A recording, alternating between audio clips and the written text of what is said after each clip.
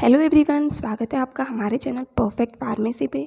मैं हूं सुनीता कंवर और आज की वीडियो के अंदर जो हम मेडिसिनल केमिस्ट्री फर्स्ट की थर्ड यूनिट डिस्कस कर रहे थे उसी को कंटिन्यू करेंगे। इससे पहले हम लोग कॉलिनर्जिक न्यूरोट्रांसमीटर्स के बारे में एंड जो भी बेसिक इंट्रोडक्शन वहाँ पर था वो हम डिस्कस कर चुके हैं। देन पैरासिम्पैथोमिमेटिक एजेंट्स वाला टॉपिक जो है वो भी हम कम्प्लीटली डिस्कस कर चुके हैं। अब लास्ट जो कॉलिनर्जिक ब्लॉकिंग एजेंट्स वाला टॉपिक है वो हम आज के वीडियो के अंदर स्टार्ट करने वाले हैं। आज के वीडियो के अंदर हम लोग डिस्कस करेंगे basic introduction of cholinergic blocking agents and structure activity relationship of cholinolytic agents. इस यूनिट के नोट्स जो हैं वो आपको हमारी वेबसाइट पर मिल जाएंगे। ये चीज़ मैं आपको टेलीग्राम चैनल पर अपडेट कर दूंगी, तो इसलिए आप टेलीग्राम चैनल ज़रूर ज्वाइन कीजिएगा एंड इंस्टाग्राम पे भी हमारा पेज है, वहाँ पे भी आप हमें फॉलो कीजिएगा। तो चलिए सबसे पहले हम लोग ये जानते हैं कि कॉलिनर्जिक ब्लॉकिंग एजेंट्स जो हैं इनके दूसरे नाम क्या होते हैं।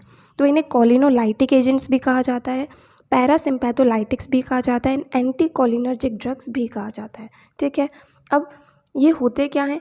कॉलिनर्जिक ब्लॉकिंग एजेंट्स जो हैं ये ऐसे एजेंट्स या फिर ऐसी ड्रग्स होती हैं जो एसिटाइल कोलिन के इफेक्ट को इनहिबिट करते हैं, या फिर ये कहें कि जो पैरासिम्पैथोमिमेटिक एजेंट्स होते हैं उनके इफेक्ट को इनहिबिट करती है। एंड किस तरीके से करती है? कॉलिनर्जिक रिसेप्टर्स को ब्लॉक करके। ठीक है, तो सिंपली कॉलिनर्जिक ब्लॉकिंग एजेंट्स ऐसे एजेंट्स हो गए जो कॉलिनर्जिक रिसेप्टर्स को ब्लॉक कर देते हैं एंड एसिटाइल कोलिन या फिर पैरासिम्पैथोमिमेटिक एजेंट्स जो होते हैं इनके इफेक्ट को रोक देते हैं, या फिर ये कहें इनके इफेक्ट को ब्लॉक कर देते हैं। जो कॉलिनर्जिक ब्लॉकिंग एजेंट्स होते हैं इन्हें कॉलिनर्जिक ड्रग्स की जो पॉइजनिंग हो जाती है, मतलब कभी अगर ओवरडोज हो जाता है कॉलिनर्जिक ड्रग्स का, तो वहाँ पर भी कॉलिनर्जिक ब्लॉकिंग एजेंट्स को यूज़ किया जा सकता है। तो ये था simply basic introduction of cholinergic blocking agents. Next हम देखते हैं structure activity relationship of cholinolytic agents या फिर कॉलिनर्जिक ब्लॉकिंग एजेंट्स, या फिर इनके जितने भी नाम हैं इन सबका स्ट्रक्चर एक्टिविटी रिलेशनशिप जो है वो यही होगा। तो सबसे पहले स्ट्रक्चर एक्टिविटी रिलेशनशिप क्या होता है? कोई भी एक ड्रग है या कोई भी एक क्लास ऑफ कंपाउंड है, उसका जनरल स्ट्रक्चर एंड उसकी जो बायोलॉजिकल एक्टिविटी है, उन दोनों के बीच में क्या रिलेशन होता है, उसे जो है स्ट्रक्चर एक्टिविटी रिलेशनशिप कहा जाता है। जैसे अगर हम इस स्ट्रक्चर के अंदर कोई भी चेंजेस करेंगे तो उससे बायोलॉजिकल एक्टिविटी के ऊपर क्या इफेक्ट आएगा, वो सब चीज़ जो है वो हम स्ट्रक्चर एक्टिविटी रिलेशनशिप के अंदर पढ़ते हैं। तो सबसे पहले हम लोग देखते हैं कि इसका जनरल स्ट्रक्चर जो है वो किस तरीके से होगा।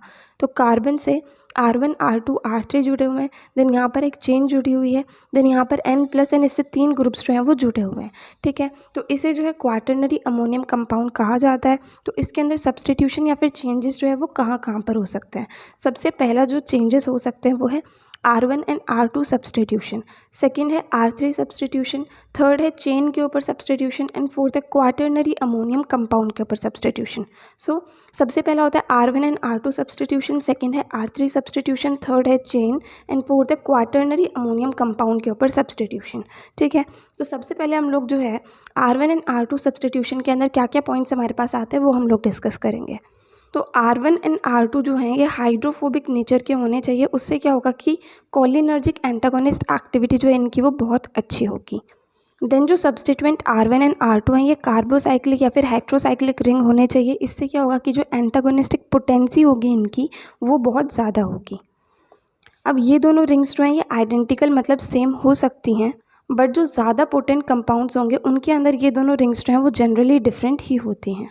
तो इसके अंदर क्या है, एक रिंग जो है वो एरोमेटिक हो सकती है, दूसरी रिंग जो है वो सैचुरेटेड हो सकती है, या फिर ऐसी हो सकती है जिसके अंदर सिर्फ और सिर्फ एक ही ओलेफिन बॉन्ड जो है वो प्रेजेंट हो। जैसे कि एग्जांपल हमारे पास आता है प्रोपेंथिलिन का। ठीक है, जब R1 एंड R2 जो सब्सटीट्यूशन है वो लार्ज ग्रुप होंगे तो इससे क्या होगा कि रिसेप्टर से बाइंड होना जो है वो ईजी हो जाएगा। तो इस तरीके से इनकी एक्टिविटी एंड पोटेंसी जो है वो ज़्यादा होगी। तो इसलिए R1 एंड R2 ग्रुप जो है ये हमेशा लार्ज होने चाहिए, क्योंकि इससे क्या होता है कि एंटागोनिस्ट का जो स्ट्रक्चर है वो ज़्यादा बड़ा हो जाता है, तो वो ईजिली रिसेप्टर से जाकर के बाइंड हो जाता है एज़ कम्पेयर टू एगोनिस्ट। तो ये सारे सब पॉइंट्स थे R1 एंड R2 सब्सटीट्यूशन के अंदर। इस तरीके से यहाँ पर हम चेंजेस करके एक्टिविटी को इंक्रीज़ या फिर डिक्रीज़ कर सकते हैं। नेक्स्ट हम डिस्कस करेंगे R3 सब्सटीट्यूशन के बारे में। तो R3 सब्सटीट्यूएंट जो है ये mainly hydrogen atom, hydroxyl group, hydroxy methyl group या फिर कार्बोक्सी अमाइड होता है, या फिर ये जो है R1 R2 जो रिंग सिस्टम है उसी का एक कॉम्पोनेंट भी हो सकता है। जब जो ये सब्सटीट्यूएंट जो है ये हाइड्रोक्सिल ग्रुप होता है या फिर हाइड्रोक्सी मिथाइल ग्रुप होता है, तो जो एंटागोनिस्ट एक्टिविटी होती है वो बहुत ज़्यादा होती है एंड ड्रग जो है वो बहुत ज़्यादा पोटेंट होती है। अगर यहाँ पर हाइड्रोक्सिल ग्रुप प्रेजेंट है तो उससे क्या होगा, जो बाइंडिंग स्ट्रेंथ होगी ड्रग की वो इंक्रीज़ हो जाती है, जिससे कि वो हाइड्रोजन बॉन्ड के अंदर पार्टिसिपेट करता है, जिससे क्या होता है कि वो ईजिली रिसेप्टर से बाइंड हो सकता है। तो इस तरीके से ये सारे जो पॉइंट्स थे ये थे R3 सब्सटीट्यूशन के। नेक्स्ट हम लोग देखते हैं कि जो ये चेन है इसके अंदर किस तरीके से क्या क्या सब्सटीट्यूशन या फिर चेंजेस हो सकते हैं। तो जो मोस्ट पोटेंट एंटीकोलिनर्जिक एजेंट होता है उसके अंदर, इस चेन के अंदर 2 मिथाइलिन यूनिट्स जो है वो प्रेजेंट होती है। इस चेन के अंदर जनरली 2 से 4 कार्बन जो है वो प्रेजेंट होते हैं। अब जो ये चेन है इसके ऊपर ester group, ether group, alcohol group या फिर अमाइन ग्रुप जो है वो ये सारे अटैच हो सकते हैं। बट अगर एस्टर ग्रुप अटैच होता है तो मोस्ट पोटेंट एंटीकोलिनर्जिक ड्रग जो है वो हमें मिलती है। जैसे कि एग्जांपल है एट्रोपिन। एट्रोपिन के अंदर क्या होता है, इसके ऊपर एस्टर ग्रुप जुड़ा होता है, तो ये जो होती है वो मोस्ट पोटेंट ड्रग होती है। एंड कभी कभी चेन के ऊपर सब्सटीट्यूशन एब्सेंट भी हो सकता है, उससे भी ड्रग की एक्टिविटी के ऊपर ज़्यादा इफेक्ट नहीं आता है। तो ये सारे पॉइंट्स थे चेन के सब्सटीट्यूशन के अंदर, ठीक है।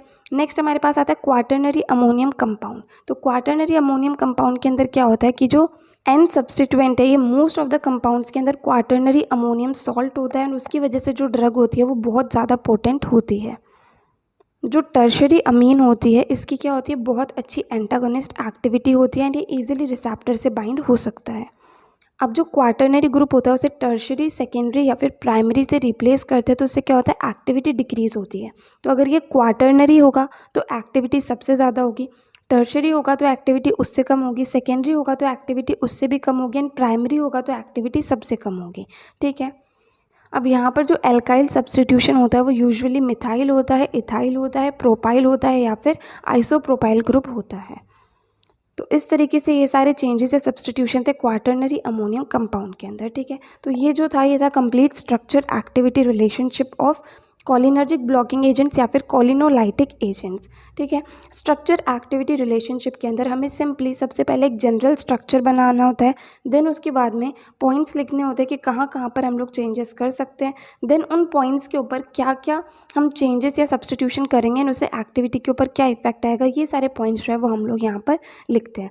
SAR जो है स्ट्रक्चर एक्टिविटी रिलेशनशिप का क्वेश्चन जनरली 5 मार्क्स के अंदर ही बनता है। अगर ये 10 मार्क्स के अंदर भी आता है तो वहाँ पर 2 क्वेश्चन आते हैं, एक तो उस क्लास का क्लासिफिकेशन आएगा, देन उस क्लास का स्ट्रक्चर एक्टिविटी रिलेशनशिप जो है वो पूछा जाएगा। तो सिर्फ SAR का क्वेश्चन हम देखें तो वो 5 मार्क्स का ही आता है, एंड उसके अंदर इतना कंटेंट लिखना जो है वो बहुत होता है कि हम लोग जनरल स्ट्रक्चर बना दे, पॉइंट्स लिखते हैं, देन इनके अंदर सब पॉइंट्स लिखते हैं। तो यहाँ पर हमें आज जो टॉपिक डिस्कस करना था वो कंप्लीट होता है। आज की वीडियो के अंदर हमने basic introduction cholinergic blocking agents का and structure activity relationship cholinergic blocking agents या फिर कोलिनोलाइटिक एजेंट्स का डिस्कस कर लिया है, ठीक है। अब इस यूनिट के अंदर लास्ट हमारे पास एक टॉपिक बचा है जो है classification of cholinergic blocking agents, ठीक है। तो ये एक लास्ट लेक्चर इसका बनेगा, वो मैं जल्दी अपलोड कर दूँगी। सो अगर आपको इस वीडियो के अंदर कहीं भी कोई भी डाउट आया तो आप कमेंट सेक्शन में पूछ सकते हैं, और अगर आपको ये वीडियो हेल्पफुल लगे तो प्लीज़ आप इस वीडियो को लाइक करना, अपने फ्रेंड्स के साथ भी शेयर करना और चैनल को सब्सक्राइब करना। थैंक यू सो मच इस वीडियो को अंत तक देखने के लिए एंड चैनल को सपोर्ट करने के लिए।